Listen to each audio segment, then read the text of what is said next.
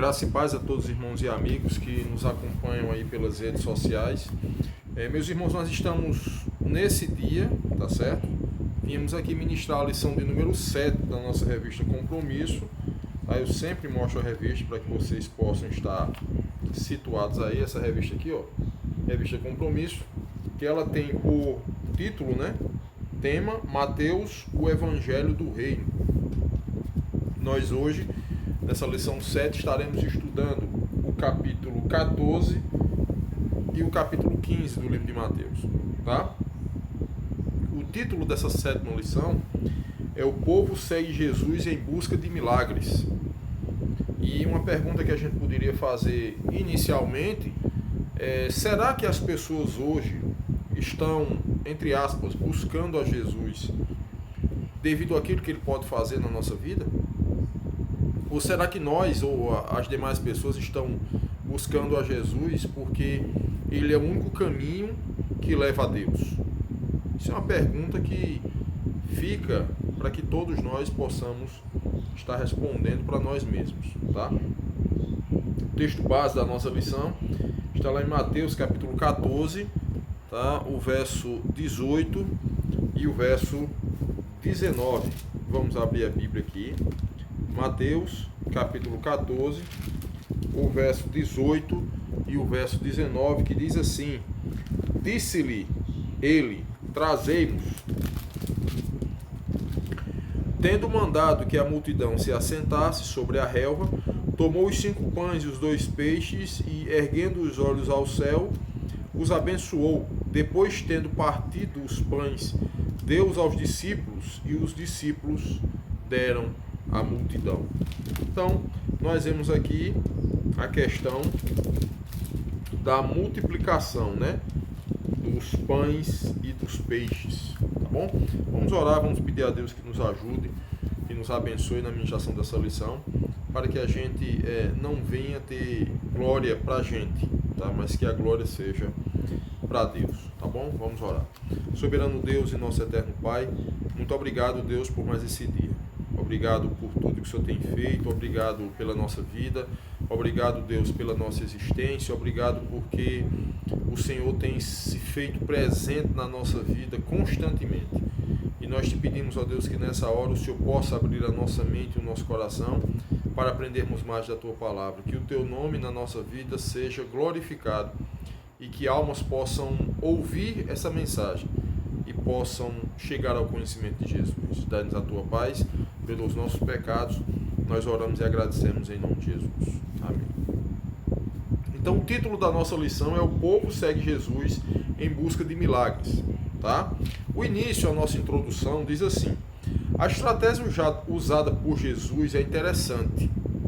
Primeiro, ele vai ao encontro do povo e mostra por palavras e milagres que o reino de Deus chegou.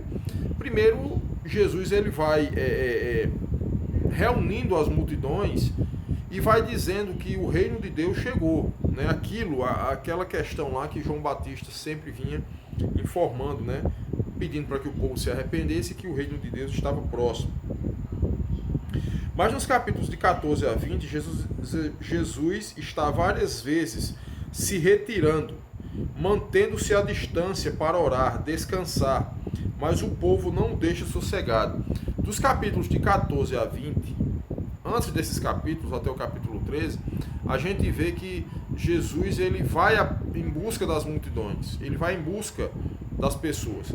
Do capítulo 14 a 20, nós vemos que Jesus ele se isola mais, até por uma questão de descanso, oração, meditação, enfim. Mas a multidão, as multidões não deixam ele sossegado, as multidões não deixam que ele faça isso, tá? Nesses textos podemos distinguir 3 grupos de pessoas.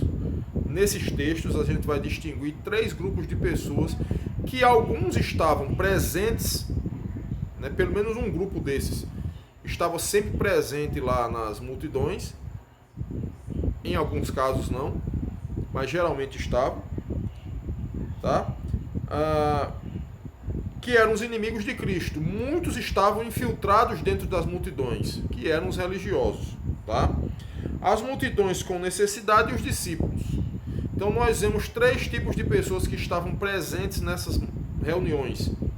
Os inimigos, que em certas situações estavam presentes.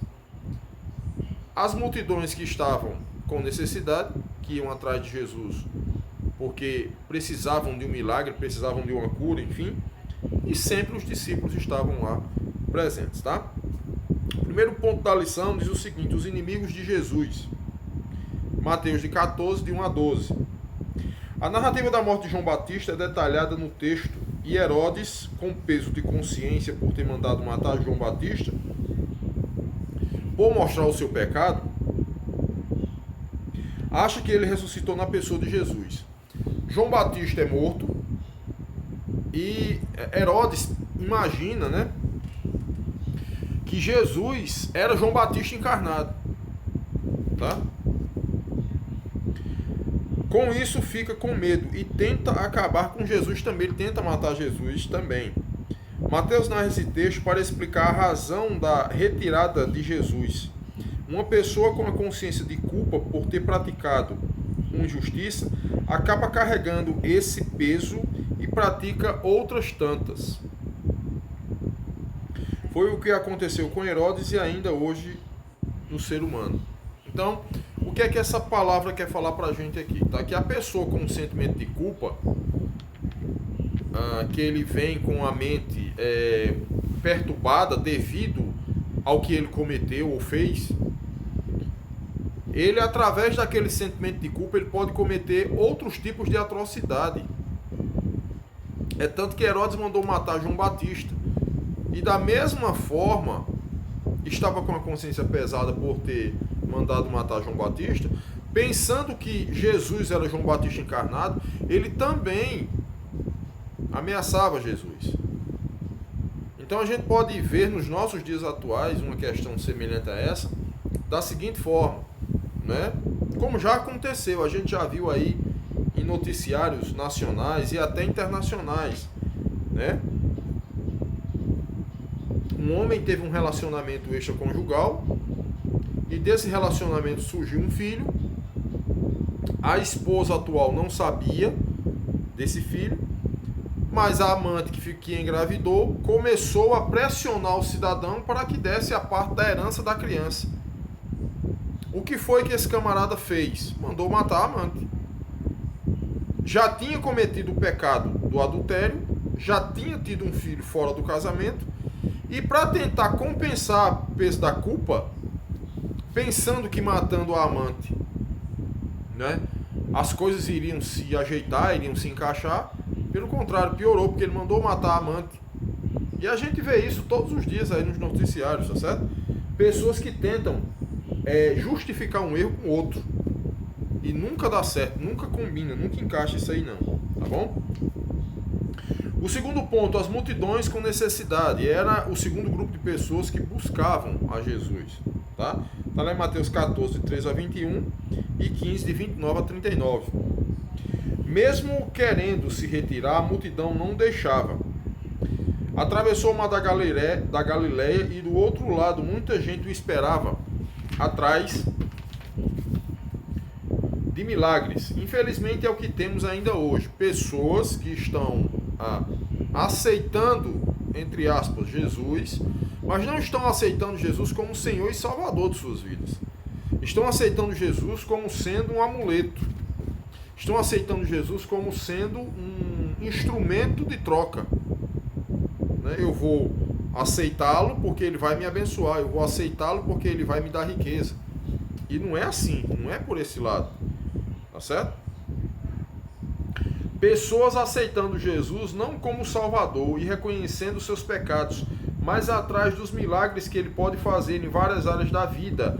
É a religião das vantagens, tá? É a religião onde diz o seguinte: venha para a minha igreja, venha para o meu templo, participe da minha religião e você jamais vai sofrer. Isso é uma mentira descabida.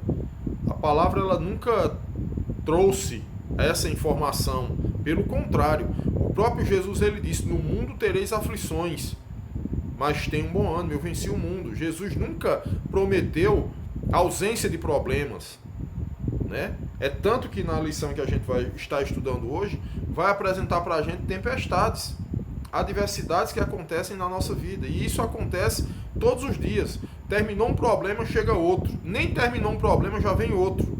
E assim sucessivamente. Ao ver a multidão, teve compaixão ou condoeu-se por dentro. Essa expressão é usada 6 vezes nos evangelhos e a ideia é o profundo sentimento de dor por aqueles que sofrem. É aquela velha história, né? Onde o próprio Cristo ele disse: alegrai-vos com os que se alegram e chorai com os que choram. Nós sabemos que nos nossos dias atuais existem pessoas que estão se aproveitando desses atos de compaixão.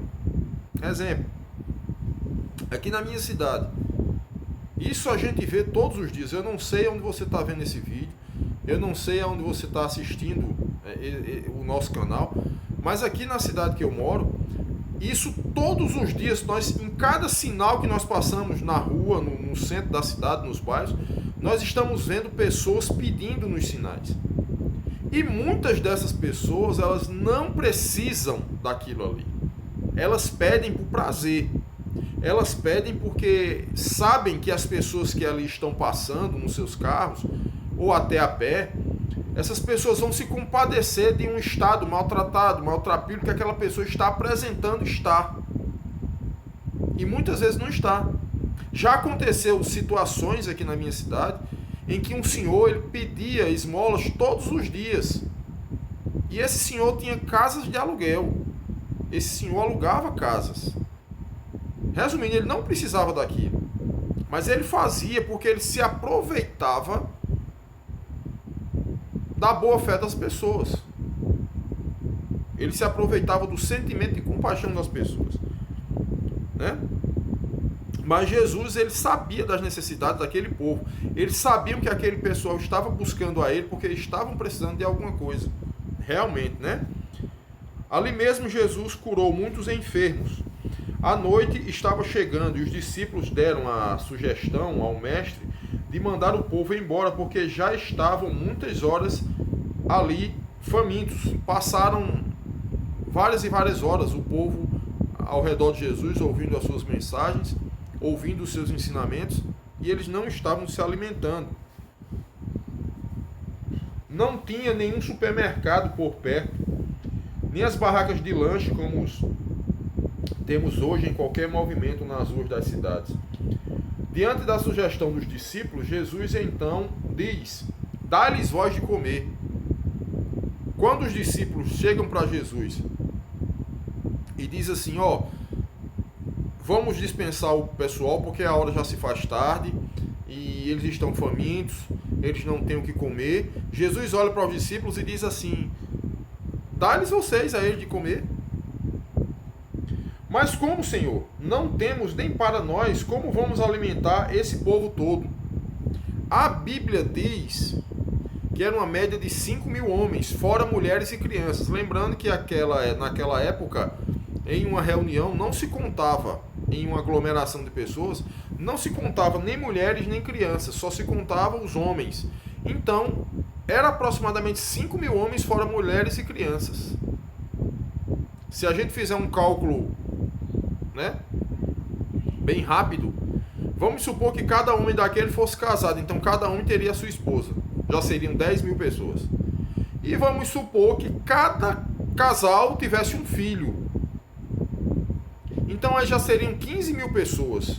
A Bíblia relata somente 5.000 pessoas, que no caso são 5.000 homens, pessoas do sexo masculino. Mas a Bíblia deixa enfatizado de que fora as crianças e as mulheres. Então, vamos fazer um cálculo rápido, aproximadamente 15.000 pessoas, aproximadamente, não é uma conta exata, ou poderia até passar disso, tá? No versículo 17, um deles diz que alguém trouxe o lanche, que eram apenas 5 pães e 2 peixes.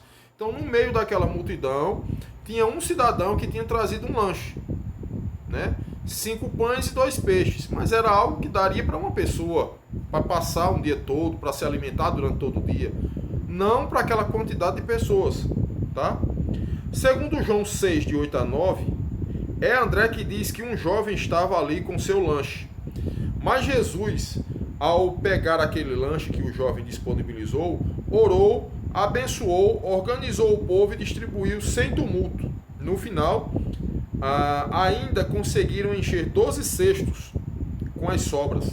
Já pensou que a alegria desse rapaz, quando viu todo o milagre feito, apenas por ter oferecido o seu lanche, e não ficou lamentando que ia ficar sem.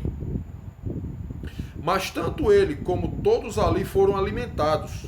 Uma história para contar o resto de sua vida. Aquele jovem que tinha aquele lanche, que cedeu aquele lanche para que os discípulos alimentassem aquela multidão, ele ficou com aquela experiência para o resto de sua vida. Né? Até o último dia de sua vida ele lembrou daquilo ali. Quando abrimos as mãos para abençoar o outro, nós é que somos abençoados. Eu achei fantástico essa frase, tá certo? Porque existem pessoas que pensam o seguinte: eu só quero ser beneficiado. Eu é que preciso ser beneficiado.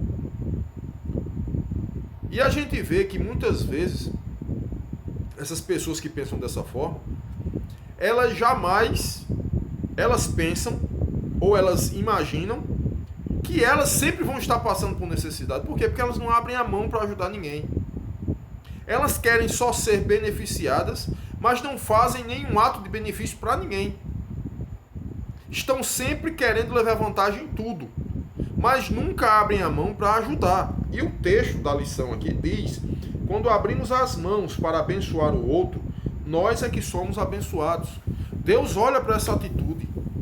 Às vezes a gente não tem muita coisa, mas o pouco que a gente tem é o suficiente para ajudar alguém também.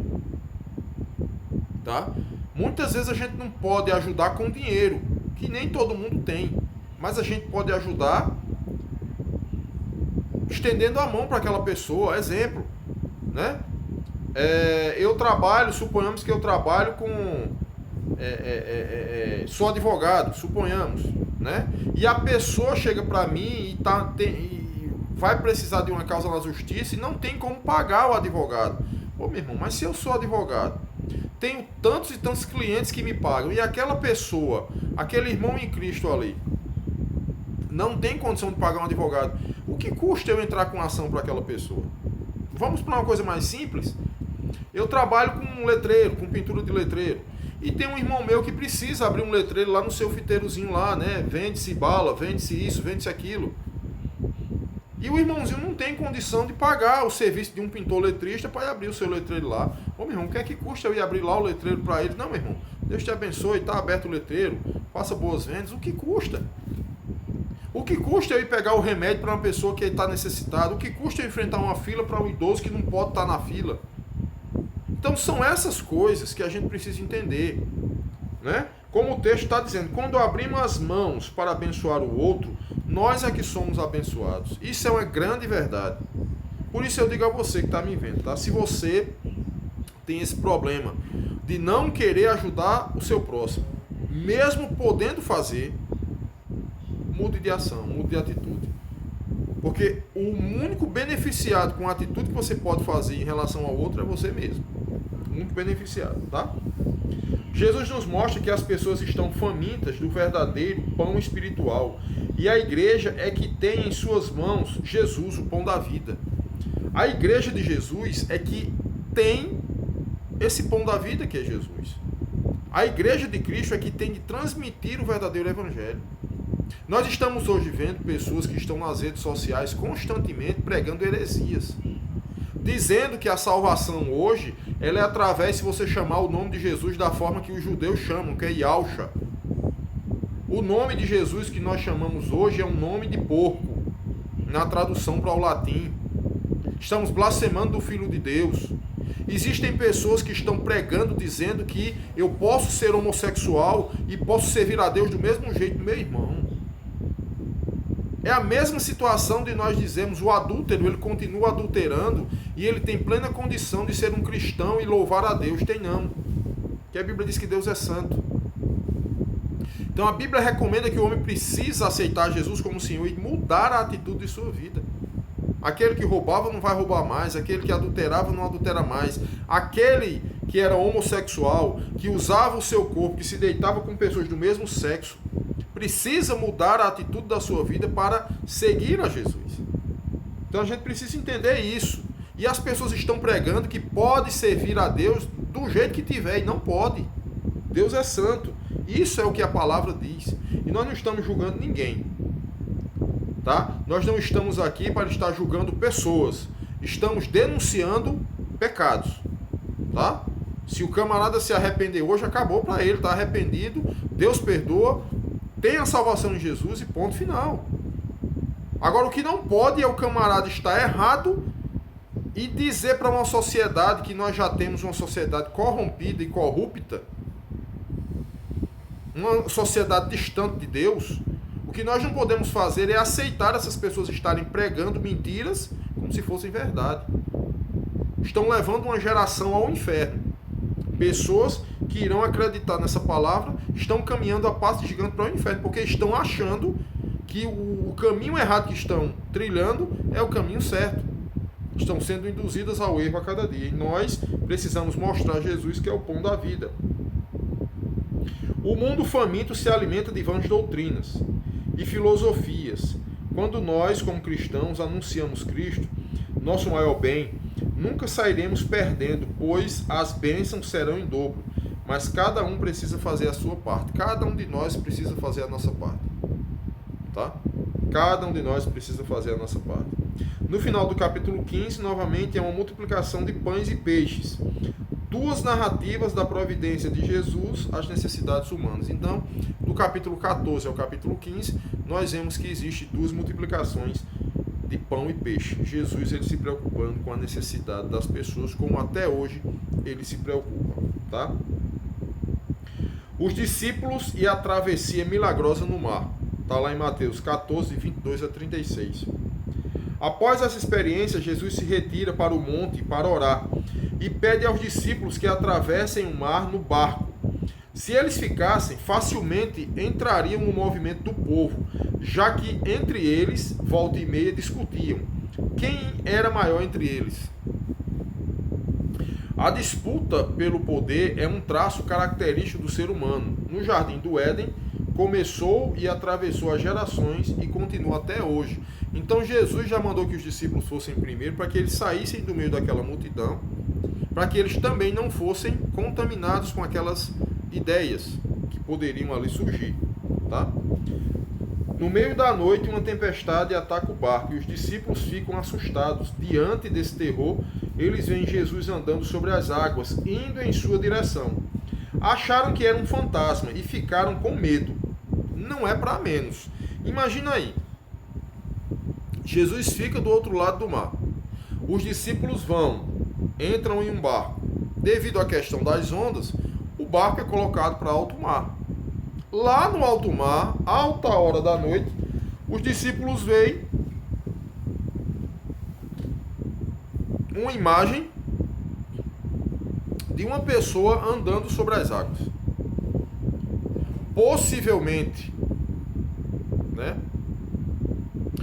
Jesus ele vestia uma estola sacerdotal, que era a vestimenta dos sumos sacerdotes daquela época. Branca. Dá a entender que era branca. E no meio da noite, da madrugada, eles veem aquela figura caminhando por cima das águas de branco. Então eles ficam aterrorizados, como qualquer um de nós poderia ficar, pensando que seria um fantasma. Como que pode um ser humano andar sobre as águas? Quebrando a lei da gravidade, não afundar. Então eles pensaram isso. Você já pensou numa situação como essa? Jesus os acalmou dizendo que era ele. Jesus disse, sou eu, não tenho medo não. Pedro, e não poderia ser outro, quer fazer o mesmo.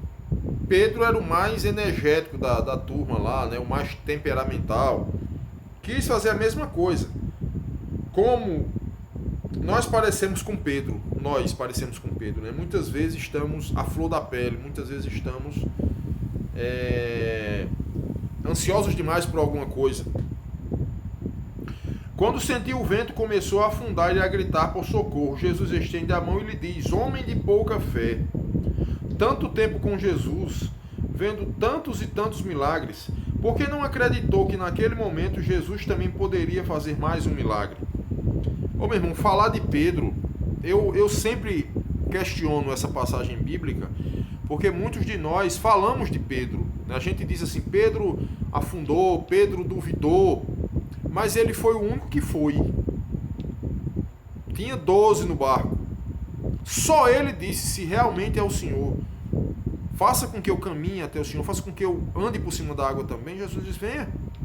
Só ele fez isso.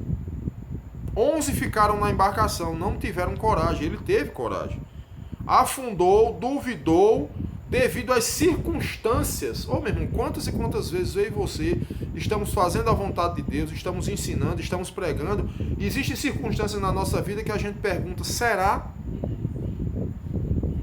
Será que você e eu nunca tivemos dúvida nenhuma sobre as coisas de Deus? Ou temos essa dúvida ainda?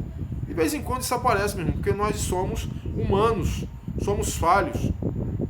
Precisamos a cada dia estar na leitura da palavra, na oração, para continuarmos fortes, sermos fortes no dia a dia, né? Essa experiência nos ensina que temos dois tipos de tempestade na vida. Não estou falando de chuva natural que rega a terra. Estou me referindo às experiências que vivemos em nossa caminhada terrena.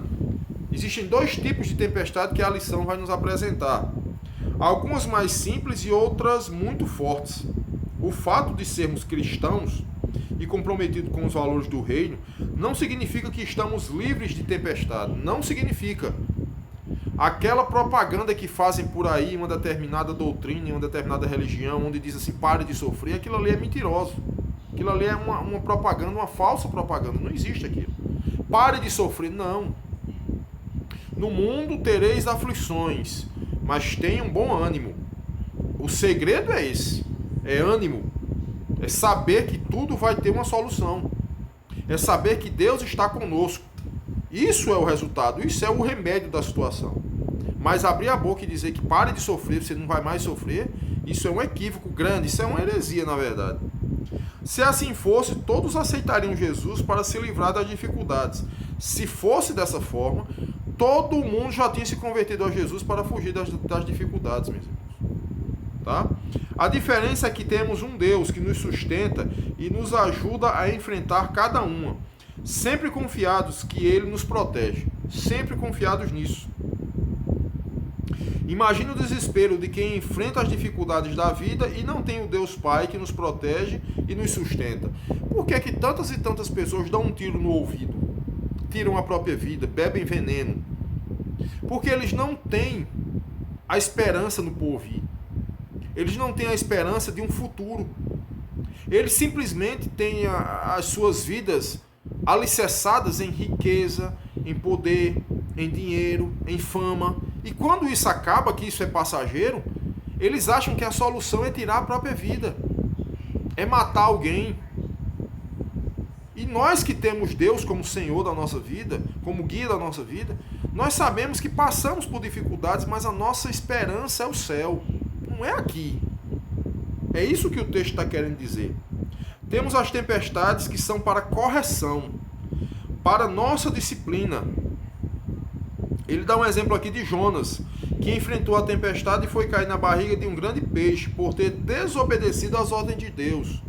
Muitas vezes nós estamos passando por problemas e dificuldades devido à desobediência a Deus. Isso é um fato. Deus está nos corrigindo e nos disciplinando para que a gente possa entender que aquela atitude tomada há tantos anos atrás ou há um dia atrás, ela não era para ter sido tomada. Existem pessoas hoje, eu vou dizer por experiência própria, tem alguém muito próximo meu que passa por isso, que há mais de 40 anos vive sofrendo em um casamento. Mas foi orientado ou orientada a não casar-se. Porque a pessoa com quem essa pessoa iria se casar era uma pessoa que bebia, era uma pessoa que gostava de farra, era uma pessoa que possivelmente tinha mulheres fora. E a pessoa que orientou não queria ver o mal dessa pessoa. E disse, não case. Acabe com isso. e a pessoa insistiu, casou-se, e são 40 anos de sofrimento. Por quê? Porque existe um início de tudo. Deus está disciplinando, Deus está mostrando onde a pessoa errou, mas a pessoa não reconhece isso. A pessoa não aceita Jesus como Senhor. A pessoa não muda de atitude, vai continuar sofrendo mesmo, infelizmente. Fugindo das orientações de Deus e as consequências chegam. Quando a gente foge das orientações do Senhor, as consequências elas vêm. Temos que aprender com cada experiência, quer seja boa ou ruim. Cada experiência na nossa vida, ela tem um significado, ela tem um sentido. A Bíblia diz que todas as coisas cooperam para o bem daqueles que amam a Deus. Li uma frase seguinte: na escola você recebe a lição e depois faz a prova, não é isso?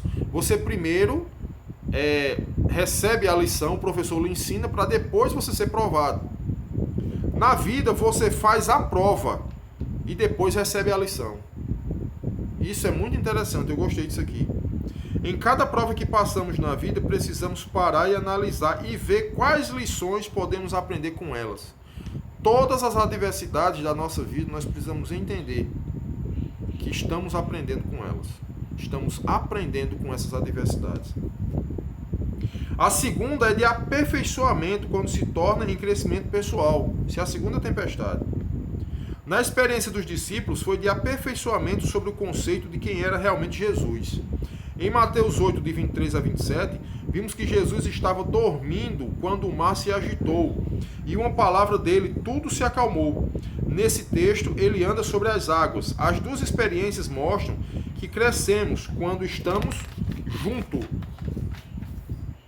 dele, obedecendo suas orientações e vendo as maravilhas acontecerem. Então, muitas tempestades na vida são para o nosso crescimento espiritual.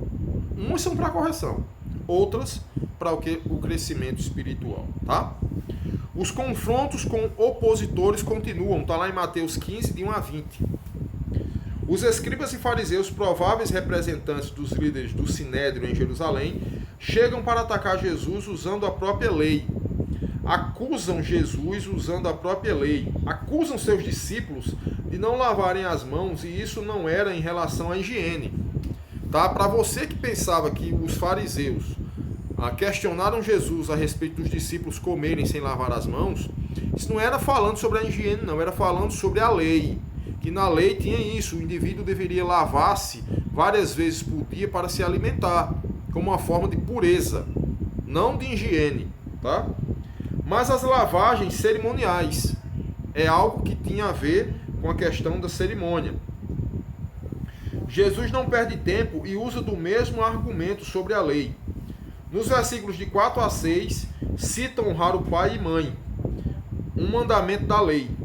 Mas o que acontecia era que esses líderes estavam quebrando a lei, pois muitos usavam a prática do Corban. Quem nunca ouviu falar na questão do Corban, o Corban está lá em Marcos capítulo 7 e 11 também, que significa presente. O que é que isso quer dizer? Quando Jesus refutou a ideia lá dos fariseus, quando vieram dizer que os discípulos não lavavam as mãos para se alimentar, o que era que acontecia? Jesus disse, é tanto que o texto diz, Jesus disse, né? Na lei diz que deve se honrar pai e mãe. Por que Jesus falou isso? Jesus falou isso porque os escribas e fariseus estavam fazendo o seguinte: eles deixavam de cuidar do seu pai e da sua mãe, deixavam de cumprir a lei por um interesse próprio. Eles deixavam de beneficiar o seu pai e sua mãe porque eles tinham bens, eles tinham propriedades e diziam que aquilo era corban, que aquilo era um sacrifício a Deus, que aquilo era uma oferta ao Senhor. Então eles, teoricamente, isentavam-se da lei, isentavam-se da responsabilidade financeira de cuidar do seu pai e da sua mãe, principalmente quando estavam idosos. Então eles usavam o argumento da lei para se beneficiar. Então Jesus, sabendo dos seus corações, Jesus falou isso. Um presente para Deus. Eles diziam que tudo que tinha era um presente de Deus, era pertencia ao Senhor. Com isso se livrava de outras obrigações, como por exemplo cuidar dos pais idosos. Então, eles se livravam dessas obrigações utilizando a lei. Jesus, conhecendo os seus corações, combateu isso. Era um comportamento irregular, pois usavam a lei para benefício próprio. Faz um paralelo entre honrar a Cristo com a boca e não com o coração. Jesus disse, né? Esse povo, o próprio Deus, ele fala no Antigo Testamento, esse povo honra-me com os lábios, mas o seu coração está distante de mim. Os discípulos não entendem e pedem explicação que está narrada nos versículos de 11 a 20, mas claro, impossível, Jesus, o mestre dos mestres. Jesus explica o que estava acontecendo. Eles estavam utilizando a lei para benefício próprio. E estavam questionando, né? Jesus, quando foi questionado, Jesus disse: o que contamina o homem não é o que entra, é o que sai. Jesus atacou lá na raiz mesmo. Jesus disse: vocês estão errados. Os discípulos estão comendo porque estão com fome. Vocês não estão cuidando do pai e da mãe porque estão dizendo que o que vocês têm pertence ao Senhor, é um sacrifício a Deus. Vocês estão pecando com isso. Uma mãe aflita, Mateus 15, de 22 a 28. Agora o encontro é com uma mulher que não era judia, mas cananeia. Ela chega reconhecendo-o como Messias, pois diz: filho de Davi. No verso 22. Clama por sua filha que estava endemoniada. Ajoelha-se diante dele e pede o socorro. Está lá no verso 25. Jesus responde com uma metáfora dizendo que não é justo dar pão aos cachorrinhos e aos filhos. Não. Ela então diz, isso foi a mulher que disse, olha o que foi que ela disse: mas até os cachorrinhos comem das migalhas que caem da mesa do seu dono. Como quem diz, mesmo que seja migalhas, eu quero desse pão. Jesus, vendo a fé dessa mulher, cura sua filha. A filha não estava junto, mas como servo do centurião romano, Jesus curou a menina à distância. Jesus viu a fé daquela mulher, Jesus viu. Bota uma coisa na cabeça de vocês. Jesus, ele conhece o nosso coração. Não precisa teatro, não precisa você querer aparentar para Deus o que você não é, não. Use de sinceridade com o Senhor, porque ele conhece o nosso coração. Tá? A nossa conclusão. 2 capítulos 14 e 15 mostram claramente a busca do povo por milagres. Jesus não se furta a mostrar o seu poder. O grande problema é saber quantos que viram tudo isso realmente acreditaram que ele era o Messias prometido. Será que todas as pessoas que viram esses milagres acreditaram que Jesus era o Messias prometido? Assim como deu ordens aos discípulos para distribuírem os pães e peixes, também nós somos responsáveis por espalhar esse pão espiritual para todos. Aceitar ou não é responsabilidade de cada pessoa, mas a nossa é compartilhar. Se a pessoa vai aceitar o evangelho ou não, a responsabilidade é de cada um. Agora, a nossa obrigação é falar. A nossa obrigação é pregar as boas novas de evangelho. Tá bom? Então, que Deus nos abençoe. Brevemente, nós estaremos ministrando a lição de número 8, que tem por título Exortação sobre o fim dos tempos. O texto base está em Mateus 16:16 e os capítulos que nós iremos estudar para essa lição, capítulo 16 e capítulo 17 do livro de Mateus. Tá bom? Deus nos abençoe, vamos orar, encerrando a nossa transmissão, tá bom? Soberano Deus e nosso eterno Pai, muito obrigado por mais esse dia. Obrigado por essa rica oportunidade. Obrigado por tudo que o Senhor tem feito. Muito obrigado, Deus, que esse vídeo seja proliferado nas redes sociais e que pessoas venham a reconhecer Jesus como Senhor. Nos ajuda, perdoa os nossos pecados. Oramos e agradecemos em nome de Jesus. Amém. Deus abençoe. Brevemente estaremos ministrando aqui a lição de número 8. Que Deus possa nos abençoar.